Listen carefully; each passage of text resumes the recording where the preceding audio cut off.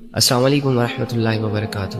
میری بات سنو، چاہے تم لڑکی ہو چاہے تم لڑکے ہو، پورے غور و فکر سے اور دل سے اور پوری سننا۔ تمہارے دل میں بھی گلے شکوے ہیں نا کہ کوئی نہیں ہے تمہارا؟ کسے بتاؤں اپنے دل کے راز؟ یہ دنیا میرے ساتھ ایسا کیوں کر رہی ہے؟ یہ لوگ میرے ساتھ ایسا کیوں کر رہے ہیں؟ اور میں خود بھی کچھ کر کیوں نہیں پا رہا؟ آخر میں ایسا کیوں؟ جب انسان دنیا کی زندگی کو ہی سب کچھ سمجھ لیتا ہے نا، تو واللہ ہی وہ اس سٹیج پر چلا جاتا ہے کہ دنیا کی زندگی اسے سمجھ نہیں آتی۔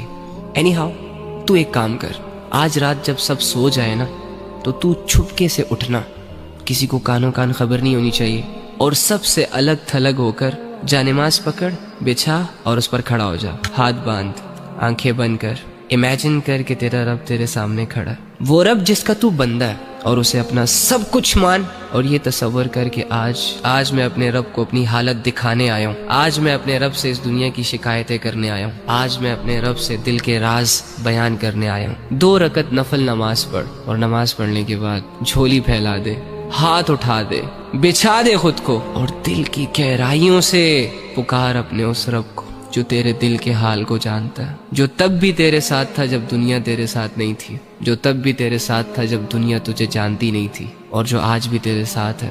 وہ اکیلا کافی ہے تجھے سنبھالنے کے لیے۔ اگر تو گر چکا ہے تو وہی تجھے اٹھا سکتا ہے۔ اس یقین، اس امید، اس تصور کے ساتھ اپنا حال دل اپنے رب کو سنا۔ ایک آنسو کا قطرہ نکل آیا نا، یا تیری آنکھیں صرف نم ہو گئی، یا چلو اگر تمہیں صرف اتنا احساس ہو گیا کہ میں اللہ کے سامنے بیٹھا ہوں، میں اللہ ہی سے بات کر رہا ہوں، یقین کر کے اٹھنا کہ تیرا رب تجھ سے راضی ہے۔ اللہ کے سامنے کھڑے وہی ہوتے ہیں جن کو اللہ کی ضرورت ہوتی ہے۔ تو اللہ کے بندو، آپ کے مسئلے کس نے حل کرنے ہیں؟ عاملوں نے؟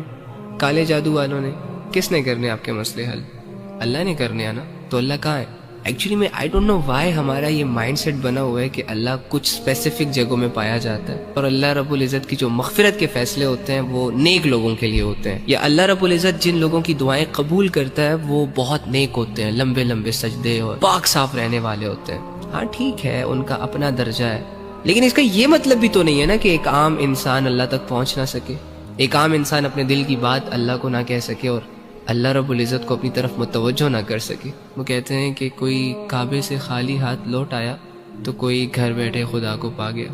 آپ کو نہیں لگتا کہ جو کمزور ہوتے ہیں، جو عام لوگ ہوتے ہیں، جو مظلوم اور فقیر قسم کے لوگ ہوتے ہیں، جو خالی ہاتھ ہوتے ہیں، معاشرے کو زیادہ تر ترس انہی لوگوں پر آتا ہے؟ تو اگر آپ اپنے آپ کو یہ مان بیٹھے ہیں کہ ہم گنہگار ہیں، ہم بدکار ہیں، تو دوسری جانب یہ بھی تو یقین کر سکتے ہیں نا کہ اللہ رب العزت آپ کی طرف زیادہ رجحان کرے گا۔